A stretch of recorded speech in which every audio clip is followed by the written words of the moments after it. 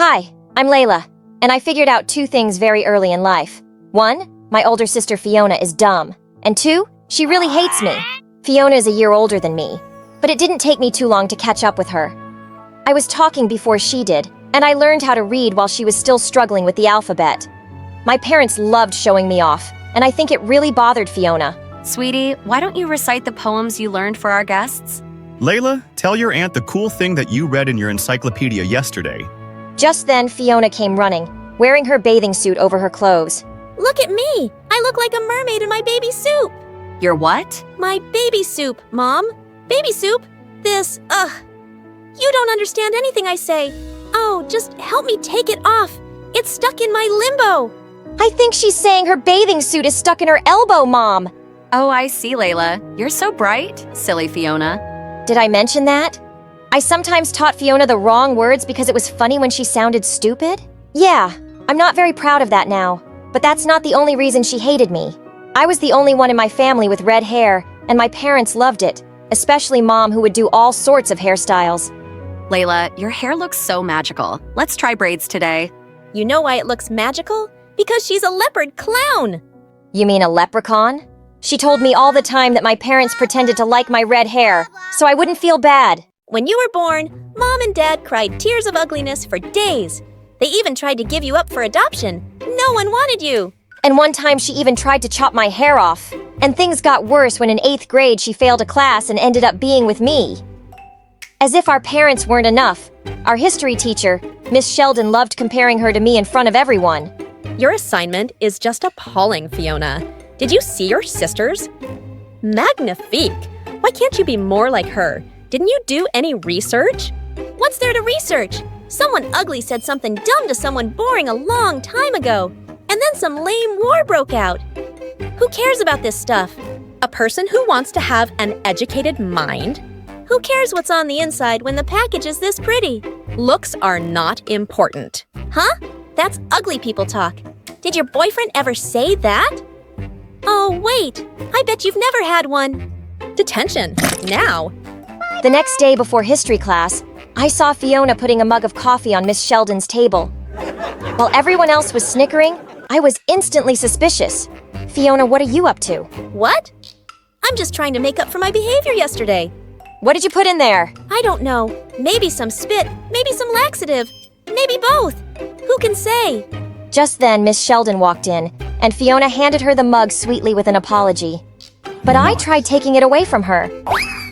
I really don't think you should have that. Why? I just don't think it's a good idea. Why? Is there something in the coffee? Layla, tell me now. No, I just don't think you need to drink coffee. It gives you really bad breath. Give that to me, please. I ended up spilling the whole thing on her white coat. Oh my God, you dumb butt kisser. You ruined my whole plan. The next thing I knew, I was in detention too, with Fiona for the very first time in my life. But suddenly, Fiona was freaking popular. No one liked Miss Sheldon much, and everyone thought Fiona was super cool for trying to mess with her. And now she was using her newfound power to turn everyone against me. She was the beautiful, fun blonde, and I was the red-haired, nerdy sister being called things like Carrot Top and Ketchup Head. Boy, could girls be mean. Eventually, the teasing got old, or I just learned to ignore it. But soon I was given an assignment in history class to do a presentation on Scotland. The more I studied, the happier I felt.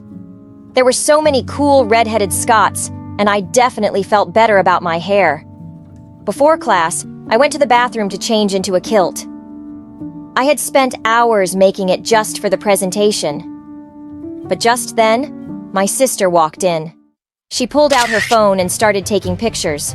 Going back home, leprechaun. Buzz off, Fiona! You look so stupid. What is that? A cool girl skirt? It's a kilt. Get out of my way! You can't leave yet. Leprechauns can't travel without a rainbow. With that, she pulled out some paints from her backpack and squirted them all over my outfit. I ran out of the bathroom, crying angry tears. Fiona did get detention, but it was her millionth time, and she didn't give a hoot. The next year, I got a fresh start. Our dad had gotten a new job across the state, which meant I was going to a new high school. I was determined to end the teasing that my red hair gave me. Hey, Mom, Now that I'm 16, I think I should get to make some choices about my hair. I'd like to change the color. But your hair is beautiful, sweetie.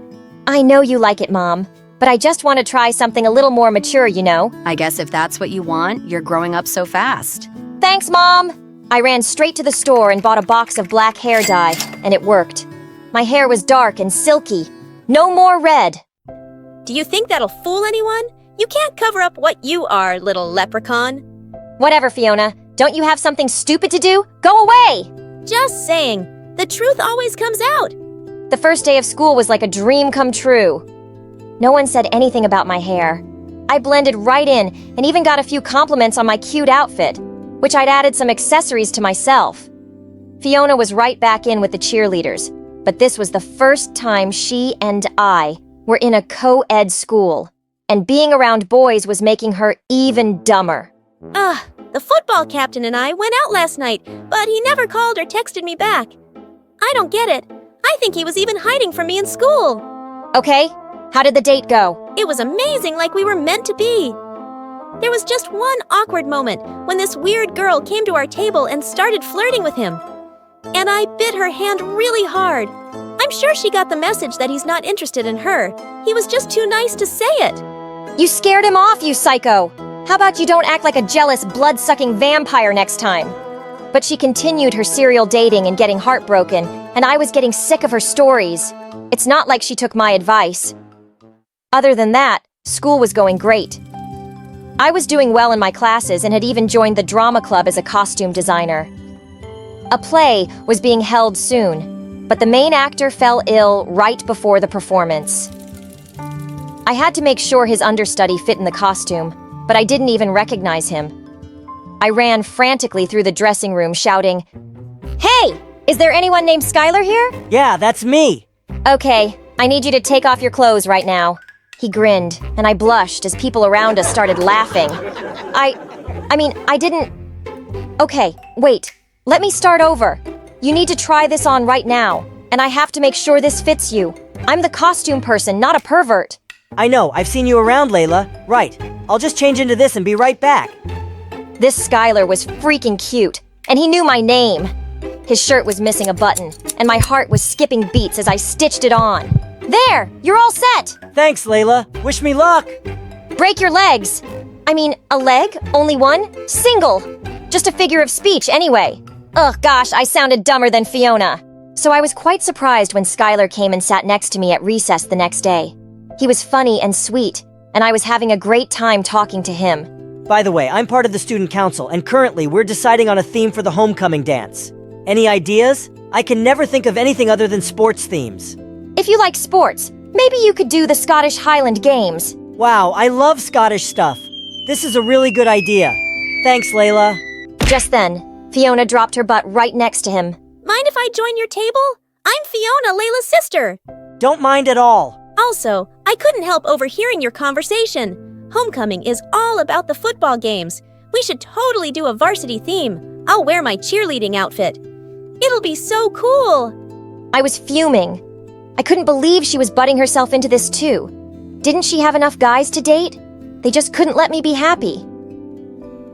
I spent the rest of lunch just sitting there and listening to them talk about school sports. A couple of weeks passed, and neither Skylar nor Fiona talked to me. But I was busy with my studies and my friends, and I was happy for a change. I wasn't going to be bothered by some guy I barely knew. But then one day, Skylar stopped me in the hall on the way to class. Hey, Layla, wait up. Sorry, I haven't been around much. I've been super busy getting everything ready for homecoming week. Oh yeah, it's whatever. I've been really busy too. Well, I hope you're not too busy to maybe go to the dance with me. I mean, if you aren't going with anyone else. The dance? With you? I'd love to. Great, I'll meet you there. I couldn't believe it. No teasing, new friends, and even a date to homecoming? I was practically skipping everywhere the rest of the day until I got home. Word around school is that Skylar asked you to homecoming? Yeah, and? Well, I'm here to tell you that he isn't going with you. He is going with me. Says who? Says this. She held up her phone and showed me the picture she had taken of me in a kilt with my bright red hair. Hey, get rid of that! Tell him you can't go with him, or I show this picture to the entire school. No, don't you dare! It's up to you. Fine. I didn't want to go to that stupid dance anyway. The next day at school, I told Skylar I wasn't going to go to the dance with him. He tried to change my mind, but there was no way I was going to let him see that picture of me. He looked a bit hurt, and I felt awful, but I didn't have a choice. The night of the dance, I tried to stay home. But the thought of Fiona laughing and having fun with Skylar made me feel like I might explode. I quickly got ready, then sped my car to the dance. I burst through the doors and saw Fiona dancing, surrounded by her friends. But I didn't see Skylar anywhere. Just then, there was a hand on my shoulder. Layla, I thought you couldn't make it. Yeah, me too, 'cause I was scared. Scared of what? Of you finding out the truth. Fiona was beside us with her phone in her hand.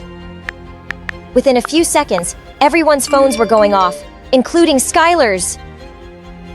He pulled it out of his pocket and opened a message. And there was that picture of me.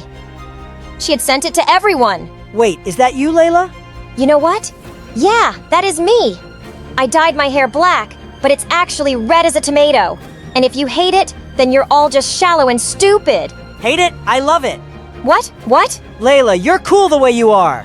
So are you. May I have this dance? You may just give me 1 second, though. Listen, you bimbo. I've kept putting up with you and making excuses for your behavior, but I've had enough. You tried your best to humiliate me, but it was an epic failure, so in your face. Now please get a life and act less desperate, and I'm sure you'll be able to land a boyfriend with the same IQ as you. Just leave me alone, okay? That weekend, I took the dye out of my hair, and Fiona dyed hers red. But it wasn't real, not like mine. I was beautifully red-headed and very happy to be me.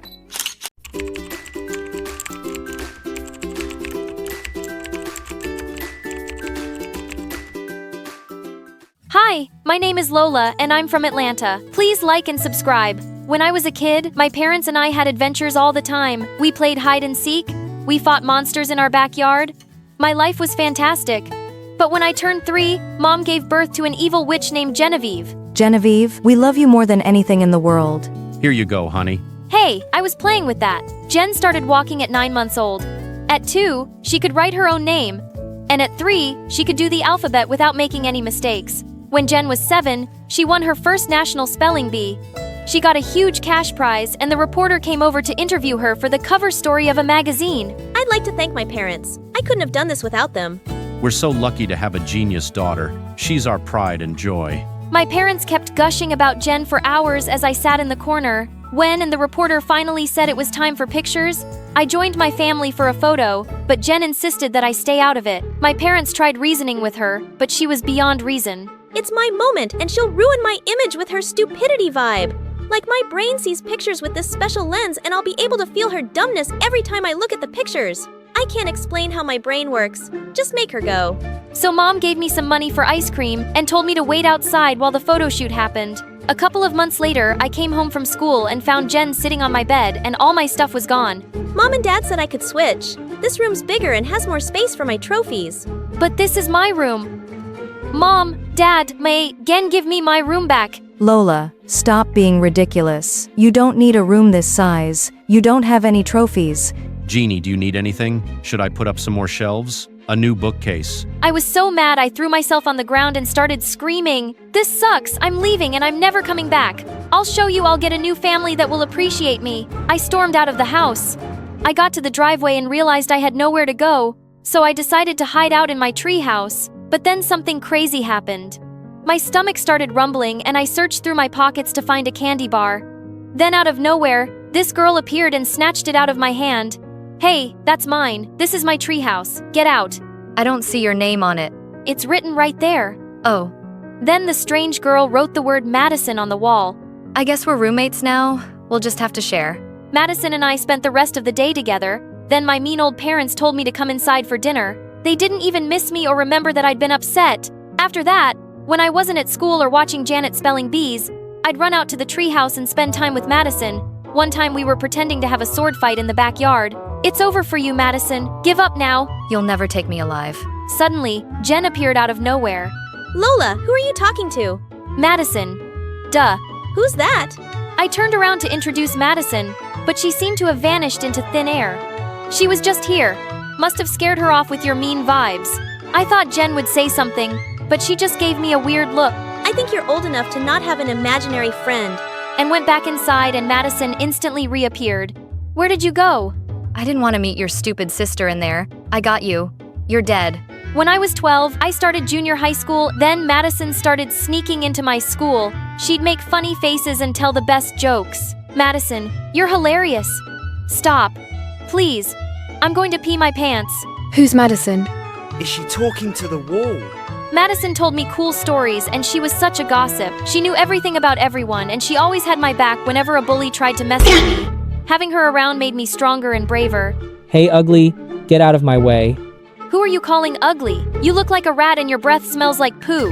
Once I was cast in a school play and I had to do this huge monologue. My parents didn't even bother to come because Jen had a spelling competition the same day. I was so nervous I could barely speak, but then Madison showed up to cheer me on. I shook off my nerves and gave the best performance ever. I told my parents all about it, but they didn't care. Then one day things took a turn for my 15th birthday. Me and my family went on vacation. But when we got back home, I realized that Madison was gone. I searched for her everywhere. The treehouse at school and all over the house. She didn't show up. Madison, where are you? What the heck are you screaming about? I can't even hear myself think. I can't find Madison. What are you for? Why do you keep acting like Madison is real? She's real to me. Look, I'm really busy, but do you want to talk? I know you're lonely and have trouble making friends, but this isn't healthy. I'm totally fine. Just leave me alone and go back to your books. If it wasn't bad enough that Madison had just left me, Jen soon got moved up to my class because she was so smart, and all the other kids instantly loved her. Is it true you can spell every word in the dictionary? Yeah, almost. I am an international spelling champion. Please. What was so impressive about spelling anyway? When was being able to spell the word crustaceology useful? Then one morning, the most popular girl in our class, Emily, handed out invitations to her birthday party. Hey, you forgot to give me my invitation. Sorry, no freaks allowed. Then she whispered to Jen and just loud enough for me to hear. I can't believe you're related to her. I hope you can come. It's going to be the best party ever. I don't think I have any contest that weekend, so I should be able to make it. I watched as all the other kids waved their invites around. After school, I walked home and stopped at the candy store to cheer myself up. Just then, I caught this boy staring at me. What's your problem? Why are you staring at me? He reached behind me and pulled off a huge piece of paper that was taped to my back with the word loser written in bold black letters. I was so embarrassed. Then all of a sudden, I started to cry like a big baby. What's wrong? My life stinks. My best friend abandoned me, my family doesn't like me, and all the kids at school think I'm a freak and a loser. You're not a loser. You don't even know me. I just have a feeling you're pretty cool and someone I'd like to know better. His name was Hunter, and he was really cute, and we had a ton of things in common. We loved the same books and movies, and he made me laugh a lot. We quickly became friends, and having him around made me feel a lot less lonely. The more time I spent with Hunter, the more I started to like him. Then, one day my parents called me into the kitchen for a family meeting. Guess what, Lola? I got into St. Florence's Academy. Isn't that incredible? Jen, we're so proud of you. We can't wait to start our new life in Chicago. Chicago? What? No way! I'm not moving there. I'm not leaving Hunter. Lola, don't be selfish. You'll find plenty of new friends in Chicago. I don't need to make new friends. I already have a friend here. I'm not moving. I stormed off to my room. 10 minutes later, Jen showed up at my door. Can we talk? Why have you found more ways to ruin my life? That's not fair. You want to talk about fair? Ever since you were born, you've taken everything away from me. My parents, my toys, my room, and now my only real friend. I know I wasn't very nice to you when we were kids, but I've tried reaching out to you after that to talk or help you out with your issues, but you just shut me out. Issues? My only issue is you. I'm sorry you feel that way. Yeah, right. Emily's throwing me a going away party tomorrow night. Come if you want, or just sit in your room being bitter. It's up to you. Jen put the invitation on my bed and left. I was pissed at her, but I'd never been invited to a party before. My heart ached at the thought of leaving Hunter behind and never seeing him again. Hunter was more than my best friend. I felt I was in love with him. I invited Hunter to the party, and he agreed to go. The party was at Emily's mansion, and it was so much fun. The food was great, the music was spectacular, and the best thing of all was that Hunter was there with me. Then a slow song played. I like you. I like you too. You want to kiss me? I really do. We had the most magical kiss, but But then something strange happened. I opened my eyes to find everyone staring and laughing and pointing at me, and Hunter was gone. Hunter? Lola, what's wrong? Where's Hunter? He was right there. I started to panic. Where could he have gone? Hey, look at the freak making out with her invisible boyfriend. Emily pointed at a huge screen on the wall. A video of me dancing alone and kissing the air played on a loop. I wished I could curl up into a tiny little ball and roll away. I ran out of there in tears and went straight to my treehouse. Minutes later, I heard a knock and Jen walked in. Lola, please talk to me. Tell me what's going on with you. I thought Hunter was a real boy I was in love with. How stupid is that? I'm a freak and a loser like everyone says. No, you're not. You just found a way to cope with your loneliness. That's nothing to be ashamed of. Now you know the truth. Truth! And you can move forward. Move forward to what? No one cares about me. I do. From now on, I'll be here for you whenever you need me. I swear. The next day, as the last of the moving trucks were being loaded, I made one last visit to the treehouse, and suddenly both Madison and Hunter appeared. How come you're both here now? Will you stay for long this time? We just came to say goodbye. We don't think you need us anymore. You have a chance to start over. Let other people get to know you. They don't know what they're missing. You're a super cool friend. Thanks, you guys. You were there when I needed you the most. Goodbye, Lola, and good luck. It was sad to watch them leave for good, but it felt like it was time. We moved to Chicago and Jen was true to her word. Don't compare yourself to others. Self-love, forgiveness, and understanding are the keys to improving family relationships and healing our pain.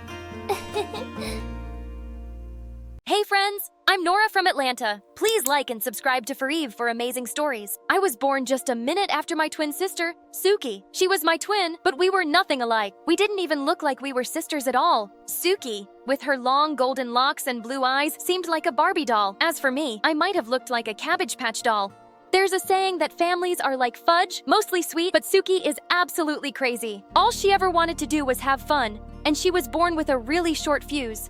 Like one time, Mom and Dad took us to a restaurant, and Suki thought it would be fun to squeeze the ketchup bottle at people. Thank God I was safe, but not for long. Hey Nora, would you like some ketchup? Saying that, Suki squeezed the bottle so hard, instead of being angry, my parents were laughing. Suki, you sure know how to have fun? Yes, you are so naughty, but Mama loves you. I wasn't surprised when the waiter tried to stop her. She went ballistic, and eventually we were kicked out of the place and banned from ever coming back. Even when we would have exams, Suki would never take study seriously, but still somehow managed to pass. But that wasn't for long. When we reached 10th grade, she failed and had to repeat the class. I wasn't happy that she flunked, but I wasn't sad either. I got to enter 11th grade without Suki, and it was awesome. I was finally my own person and no longer the sister of the most gorgeous and hot-tempered girl at school. I focused really hard on studies and aced every exam, and soon was top of my class. I had my life goal set. I needed to be the best and get that one scholarship to my fave university that was offered to her school.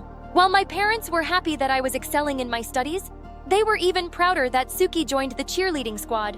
Mom went so insane that she threw a full-fledged party for Suki, wearing her cheerleading uniform from ages ago. Oh my love, you keep making us proud following your mom's footsteps. Seeing how everyone was just hovering all around Suki, something inside me flipped. Like seriously celebrating. She joined the cheerleading squad. In case you guys haven't noticed, I aced my 9th standard exams. Okay, fine. I might have overreacted, but I did have a point. Mom and Dad just rolled their eyes and went on to enjoy the party. Well, I felt like I'd get a headache, so I went outside in the garden to catch some air. Feeling frustrated, I kicked the dirt, and that's when I saw a guy. You idiot. You stupid, stupid idiot. Huh? What the heck? Hey, watch your mouth. You're standing in my garden calling me an idiot and stupid. How dare? The guy raised his hand, and when he removed his phone from his ear, I felt my cheeks turn red. He wasn't talking to me. Beautiful, gorgeous. That's what I call you, not idiot and stupid. It was just my friend on the phone. Who was he? He did look familiar, and then it hit me. It was Dad's friend's son, Ian. Our family used to be super close, but Ian and his family moved to England like 8 years ago. It's you, Ian, the guy who always stole my ice creams. Yep, it is I. The guy who heard you tell your mom on a beach picnic how bad you needed to scratch your butt because of the sand. Oh gosh, why did he have to remember that? Once summer vacation ended, I found Ian in my class perfect. As if having Suki in high school wasn't enough, Ian was the most annoying guy ever. First, because he knew so much about my childhood and would keep telling classmates how I used to be a cranky, weird kid. And second, because he was so competitive. He wanted to be #1 at everything. He played in the school's soccer team and was also excellent in studies. But I was a tough cookie. I was always one step ahead of Ian, and I wasn't going to let him get my scholarship at all. One day, I was in the library preparing for this really tough advanced math quiz. Just as I was trying to figure out a very difficult equation, someone snatched my notebook. It was Ian. You're welcome. I was standing behind you, and I just couldn't bear it anymore. If you had paid attention to the prime number theorem, you wouldn't have to find a workaround for this question. I would have figured it out, but yeah, this way it does seem easy. Well, I guess thanks are in order. I already said you're welcome. Saying that, Ian sat next to me, and we both started practicing together. After that day, Ian sort of grew on me, and I started to like him. Soon, we became really good friends. We always studied together and made our assignments together. We both wanted the same scholarship and hoped the best one would get it. One fine day, as we were sitting in the cafeteria, Suki came out of nowhere and tried to be a little too sweet with Ian. Thank God he ignored her. But once we were at home, Suki had a full-blown meltdown about it. Are you just hanging out with him to make me jealous? Like, he is so cool, how can he even talk to you? How dare he ignore me? I don't know. Maybe because he knows I know what the cube of 2 is, while I guess you don't. Plus, haven't you noticed he isn't into you? Ugh, nerd? Fine. He is cute, but not that cute. Saying that, she left in anger. If Ian had chosen me, she had to accept it. But had he chosen me, he was always so charming around me. I would often catch him looking at me, and he'd give me just the cutest smile ever.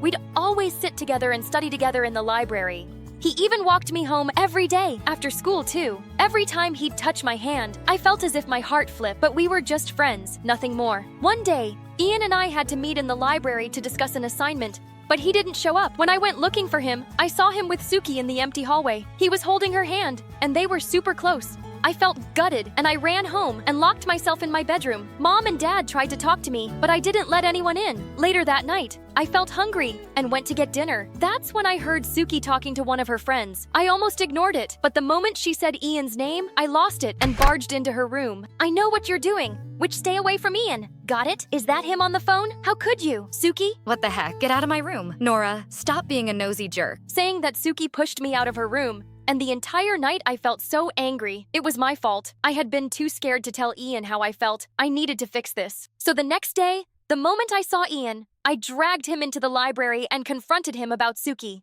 What are you even talking about? Nora, I don't know. She was fine in 1 minute and then she fell and I just gave her a hand to help her up, that's all. Oh, okay. I might have overreacted. No biggie. Really? And here I was, happy that you might have felt at least a bit jealous, because I feel like that when you talk to another guy.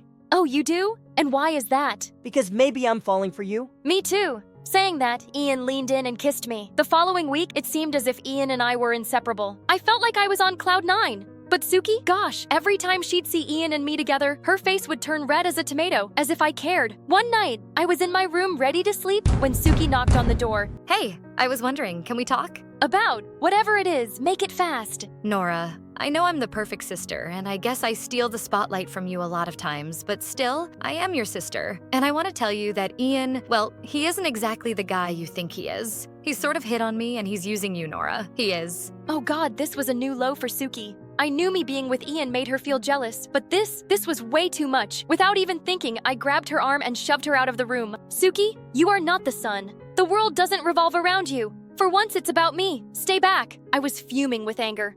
The next day, I woke up a little late for school, and when I reached there, I realized something was off. All eyes were on me. A girl told me to go to the gym room, and when I got there, I saw Suki yelling at Ian, and he had a bruise on his eye. Nora, thank God you're here. Your sister, she is crazy. She asked me to dig. I hate her instead of you, and when I said no, she punched me. She actually came at me. Everyone saw it. It was inches away, and she attacked me. I would have also kicked you. Nora, this jerk. You know what? Before Suki could say anything more, I gave her a tight slap. I was so sick of her. What is wrong with you? Why can't you be happy for me? I hate you, Suki. Don't ever talk to me again. Before things could escalate, the teachers took Suki to the principal's office, and she got a much deserved for the stunt she pulled. And finally, for once at home, Mom and Dad grounded her. Though Suki tried to talk to me many times, I totally shut her out. When she returned to school, she was dropped from the cheerleading squad and was always so quiet. The whole stress of Suki and Ian had me so distracted that I wasn't even doing well in studies. I knew I didn't do well in the exams, and I was certain that I'd have to kiss that scholarship goodbye. But when the results for the 12th grade came in, I was stunned to see I had failed. This can't be happening. But how? There must have been some mistake. I went straight to the school. I was going to get my assignments and exam answer sheets tested, but when the teacher informed me that I had not submitted a couple of very important assignments, I felt the earth beneath me shatter, and to my shock, Ian was there with a grin on his face. Oh my god. The look on your face, it's epic. Totally epic. Wait, let me take a picture and show you how fun it was. Nora, you were so easy to fool. I guess all girls are so easy to fool. Give them a bit of attention and they'll lose focus. And you know what? Your sister was onto me. She saw me throw your sorry excuse of an assignment in the bin instead of submitting it, but I played it so well that you didn't believe her. I felt my ears burn. I was so going to get this butthead, but before I could lunge at him, someone jumped at Ian. It was Suki. You jerk. My sister deserved that scholarship. You won't go far in life by stepping on others. Karma will bite you in the butt, Ian. I'm going to tell the world what you did. Good luck proving that. I had to stop Suki. She had already gotten one suspension because of Ian. Another meant expulsion. Suki, believe it. He's not worth it. It's just a blood-sucking worm. When Ian left, Suki hugged me, and I hugged her back. I was sad for weeks. I felt so depressed and just wanted to stay in my room all the time. The pang of betrayal was falling hard on me, seeing how homebound I was. Mom and Dad took us to a restaurant, the same one we had been banned from. Just as I was going to take a bite from my burger, Suki squeezed the ketchup bottle, and a load of ketchup landed on my face. Suki, you idiot! Wait, I'll get you! As if you can come on, let's see your aim. Saying that, I did the same, and in no time our family was acting like the crazy we were. In the end, Dad had to pay for minor damages our family's catch-up fight caused. And guess what? We were banned again, but I didn't care. I felt alive after such a long time, and I knew Suki totally did that on purpose. When the schools opened again, I felt ashamed to go back, but Suki was by my side. Hey, it's no big deal. I studied 11th grade twice. No worries. Try until you succeed. She was so right about it. At the start, kids would tease me for repeating the same class, but in a few weeks they forgot about it. Well, I guess my winning streak was broken, because it took me 4 attempts in 12th grade to clear it. But when I did, I got into my favorite university. After graduation, Suki and I opened a restaurant together, and guess what? It had a separate section for kids to go wild. One time, as we were closing up, we saw a homeless man and gave him some food. Just as he looked up at me, I was shocked to see it was none other than Ian. Ian? What happened then?